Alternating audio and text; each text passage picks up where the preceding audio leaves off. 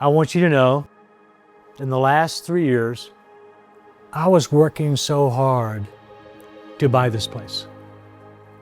And I wanted to buy this place because I wanted for us on Rivertime to be able to expand our mission and our ministry. And I thought this would be the perfect place for us to do that. You know, I was really praying hard for this property, this place, because really, I healed here. And you know, we've been bringing kids to this place on the river for many years. And we've been able to impact the lives of children who have suffered abuse and neglect. But I think God said the kids don't have to heal here. Just because you did doesn't mean that our ministry and the impact of kids in the future have to do that here. I am going to provide a place for you bigger, more impactful. And that's how God works, is that He gives us things that we cannot imagine to do something for His glory. And we can't wait. I'm gonna miss this place, but I can't wait.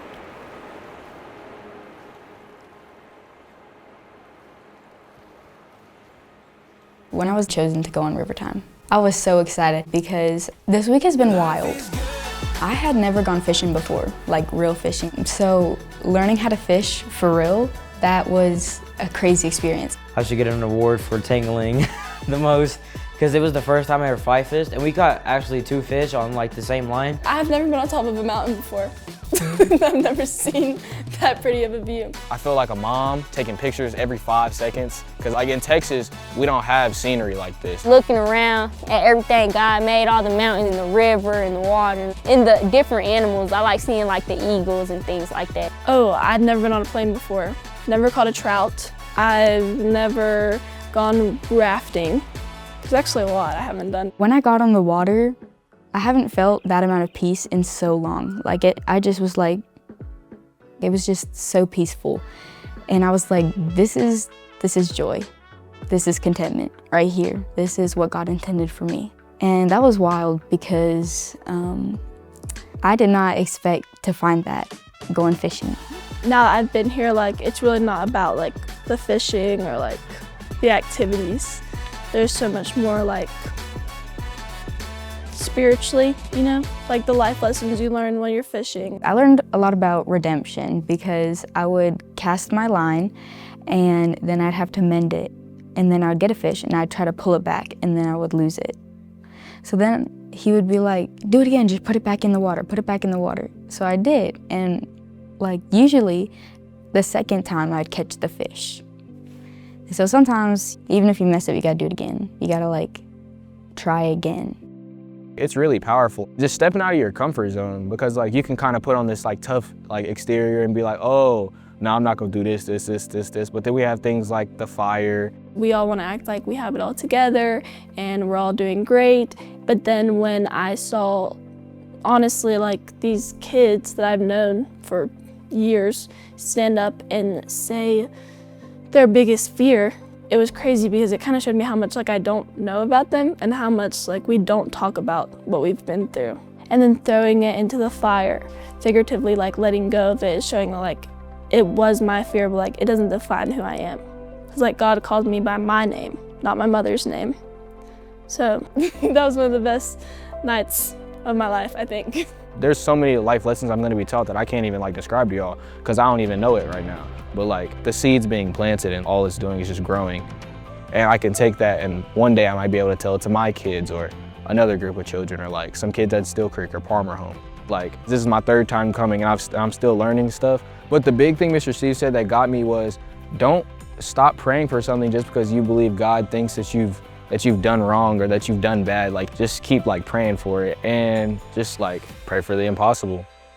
You see, I did not stop praying for the impossible. Even as silent as I thought He was working behind the scenes to make something much bigger than I could have ever imagined. For many years we tried to buy this property here, but at some point that door closed on us. And then another door opened up in Gypsum, Colorado. And that is the door that God wanted us to walk through. We are in Sweetwater Creek Ranch, which is the new home for On Rivertime. We've recently closed on this property. It's 165 acres, 35 buildings, 100 beds, a mile of Sweetwater Creek running through the property. It borders the Colorado River. It's amazing fishing. It's so incredible. It served as a children's camp for 50 years. Before, the Lodge at Palisades Creek was so good to us, but we were boxed in. So this just allows us the opportunity to grow. More weeks available allows us to be able to serve more kids. It's such an incredible place with cabins already here and bunk beds. There's a dining hall that's on the site when you walk through there. I mean, it just takes me back to going to Girl Scout camp. It's got amazing bones, but they haven't been used in a few years. And so our challenge and our opportunity and our blessing is to build this thing back to where we have as many kids as we could possibly fund come here. I think the only limit that we have is our ability to fund the plan that we want to do. There's a Bible verse that I keep thinking about, and it goes, "Now to him who's able to do exceedingly abundantly above all that we ask or think, according to the power that works in us." God loves these kids. Sorry.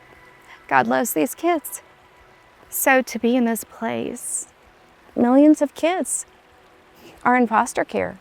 We have an opportunity to serve and to make a difference in their lives and to let them know that people love them and people care about them and they have a hope and a future. So that's why we're here. We all have that challenge throughout life to maintain that faith when you're not seeing results. And this is results that I never thought we would have. And we thank God that we have the opportunity to carry His impact for these kids in the future. The kids are going to have the same experience as far as catching fish and not catching fish and learning vulnerability and humility and patience and all those kinds of things on this river, just like they did on the Snake River. But they're going to have a lot of other different opportunities here to wander. This space is pretty big, and we're excited to let them loose here. That's amazing for more kids to be able to experience the same thing that I experienced. It's such a privilege to be able to come and do this. I wouldn't want any other kid to not be able to have that experience or that privilege, that time of healing. It's way more than fly fishing, way more than an airplane ride all the way up north. It's way more than the whitewater rafting.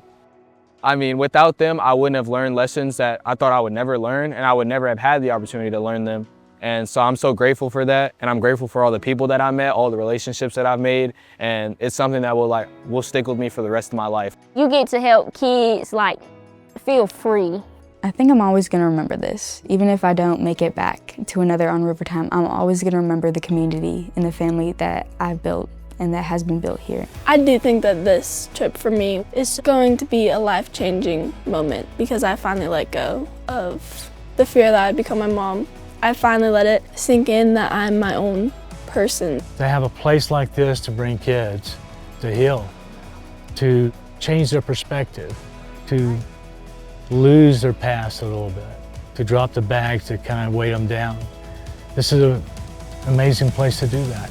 When I close my eyes, I picture this perfect place where I can just be myself and be happy and be vulnerable to others. And having On Rivertime in my life is amazing because I'm thankful that they've created this in the first place. Because without this, I wouldn't have a sound mind and I wouldn't find that peace that I needed.